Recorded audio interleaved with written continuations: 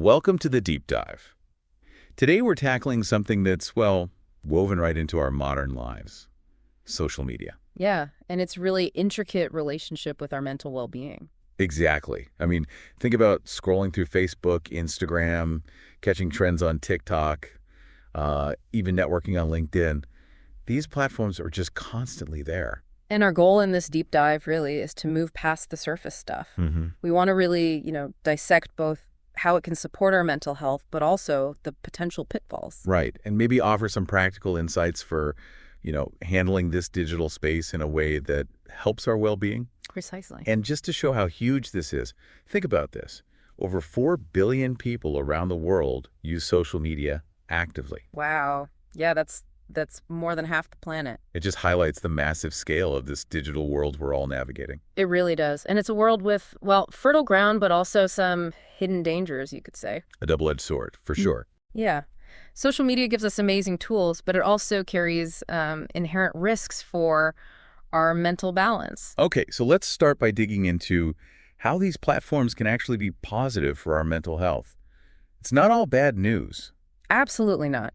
Let's look first at how it can foster community and build really vital support networks. Okay. What's pretty remarkable, I think, is how people can find and connect with others who share really specific experiences. Doesn't matter where they are geographically. Yeah, like those online support groups you see. Exactly. For, specific mental health conditions or rare chronic illnesses, even things like big lifestyle changes. Facebook and Instagram, places like that, have become really key for making those connections happen. And it's easy to kind of forget how powerful that can be, right? Right. That feeling of finding your people. Yeah. Reducing that isolation just by knowing someone else gets what you're going through.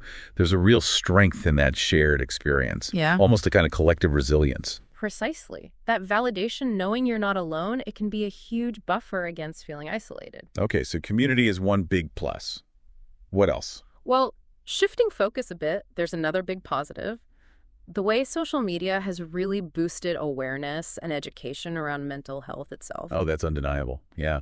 Social media has played a huge part in just bringing mental health conversations out into the open. You see influencers, mental health professionals, organizations, they're all actively using platforms like, say, Twitter and Instagram to destigmatize mental health issues. And that visibility, that's a massive cultural shift, isn't it? It really is. And it's not just broad awareness. This visibility often means more people recognize their own struggles. And feel more comfortable maybe seeking help. Exactly. Plus, you've got platforms like YouTube and TikTok just full of accessible resources and educational content. Right, like self-improvement stuff, relaxation guides. Yeah, practical strategies, guided exercises, Yeah. valuable tools right at your fingertips, literally. It definitely democratizes access to that kind of information and support. And, it's worth saying, if you're careful about who you follow, your feed can actually be a source of positive stuff, inspiration even. That curation piece is so key. Being conscious about it. There's a whole growing world of accounts dedicated just to self-love, mindfulness, general mental wellness. Yeah, I've seen those. Wellness advocates sharing self-compassion messages, mental health tips. Motivational content, yeah. And it's not just, fluffy slogans. Yeah. You can find really practical things like guided mindfulness exercises or quick relaxation techniques you can actually use during the day. Tangible tools for stress. Okay, so community, awareness, positive content. What else on the plus side? Well, one more big one. How social media is increasingly bridging the gap to actual therapy and mental health resources. Ah, that's interesting. How so? Well, we're seeing more and more therapists, psychologists, other professionals setting up shop, so to speak, on platforms like Instagram and Twitter. Right, using them to share expertise and connect with people looking for support. Exactly. And the reach is huge. They can offer initial advice, share resources, even provide telehealth services sometimes. That overcomes geographical barriers, makes support more accessible, especially maybe in places without many local options. Precisely. And you also see mental health apps advertising through social media, which boosts awareness and uptake of those tools too. Okay, so it's clear when used, intentionally, social media does offer some real benefits for mental well-being. Definitely. But we also know there's a darker side. Right. Let's turn to that now. Some of the significant negative impacts. Okay. One of the biggest and maybe most subtle issues is social comparison and how that hits self-esteem. Ah, yeah. Constantly measuring ourselves against others online. The platforms almost encourage it, the way they're built. And what we see usually is that highly filtered, carefully curated highlight reel, right? Yeah, just the perfect moments, none of the messy reality. Exactly. And constantly seeing that can easily make you feel, well, inadequate. It can chip away at self-esteem, even stir up envy. That constant comparison, it can really warp your sense of reality, can't it? It really can. You start feeling like your own life is somehow lacking compared to these idealized versions online. And that can feed into anxiety, depression. Definitely a significant catalyst for some people. And tied to that, I suppose, is the pressure for perfectionism, especially on visual platforms like Instagram or TikTok. Oh, absolutely. There's this intense pressure to project an almost flawless image online. Filtered photos, staged moments, super stylized content. Yeah. And for young people especially, that pressure can be just overwhelming. It contributes to anxiety, stress, major body image issues. That feeling of having to keep up with lifestyles that are often just not real. Right. It sets up these unrealistic expectations, and then when your reality doesn't match, it leads to dissatisfaction, a vicious cycle. Okay, so comparison, perfectionism. Yeah. What else? Unfortunately, there's cyberbullying. Yeah, cyberbullying and online harassment. It's a growing and deeply concerning problem. It's awful to think about, especially how much teenagers get targeted. Just relentless abuse, insults, even threats online. And the anonymity factor. Well, it seems to embolden people to say and do harmful things they might not do face to face. Definitely. And the emotional fallout from that kind of harassment can be just devastating. Increased anxiety, depression, wanting to withdraw socially. It's a really stark reminder of the negative potential there. Then there's just the sheer amount of information coming at us constantly. Information overload. Oh, totally. That relentless stream of news, notifications, just general online noise, it can be incredibly taxing, mentally and emotionally. Yeah, it definitely contributes to feeling anxious and just stressed out a lot of the time. It feels like our brains are just always trying to process this endless flood of data, you know. And that habit of constantly checking notifications, endlessly scrolling, it leads to mental fatigue, right? Makes it harder to focus on anything else. Absolutely. Harder to focus, harder to engage meaningfully offline. And finally, we have to talk about the addictive side of things. Right.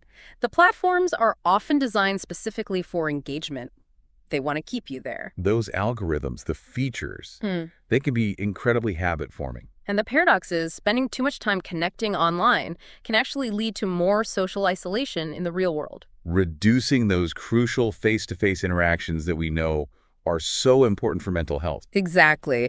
Those real-world relationships are fundamental. Plus, too much social media, especially late at night, can mess with sleep patterns. Which just makes everything worse mentally and emotionally. Yeah, it all adds up. Okay. So we've laid out the good and the bad, the potential benefits, and the significant drawbacks. Let's pivot now to solutions. What can you, the listener, actually do to protect your mental health online? Right. Actionable strategies. The first, and maybe the most important, is to actively curate your feed. Be really mindful about who and what you follow. So moving from just passively consuming to actively choosing. Exactly. Seek out accounts that share positive stuff, mental wellness resources, self-compassion messages, things that actually make you feel good. And just as importantly, don't be afraid to unfollow or mute accounts that consistently make you feel bad or promote unrealistic stuff. Absolutely. Take control of what you see. Second big one, set boundaries. Around time spent on social media. Yeah. Actively manage how much time you're dedicating to these platforms. Maybe setting specific time limits each day, using those screen time apps. Good ideas. And, crucially, if you notice that scrolling is negatively affecting your mood, that's your cue. Step away. Step away. Take a break. Go do something offline that you enjoy. Okay, curate your feed, set boundaries. What else? Avoiding the comparison trap seems key. It really is. It's so easy to fall into, but you have to keep reminding yourself. What you see online is usually a curated, often polished version of reality. Not the whole story. Not even close. Focus on your own journey, your own well-being, not someone else's highlight reel. Right. And maybe engaging more mindfully when you are online. Yes. Try to use social media with intention, not just that endless, aimless scrolling. Like actively engaging with content that feels good. Liking, commenting thoughtfully, sharing. Exactly. Participating in meaningful conversations rather than just passively observing. It shifts the dynamic. Okay.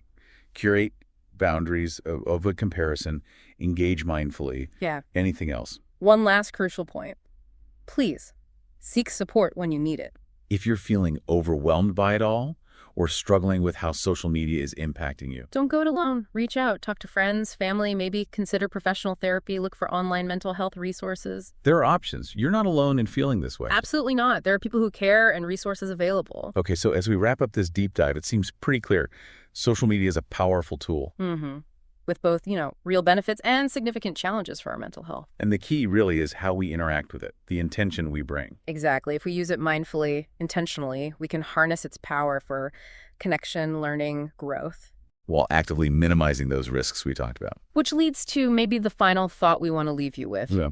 Remember that you are in control of your social media use, or at least you can be. Prioritize your mental health above everything else. Be the master of your feed, not its servant, kind of thing. Precisely. Yeah. Be deliberate, be mindful. Your well-being really is paramount, especially in this digital age.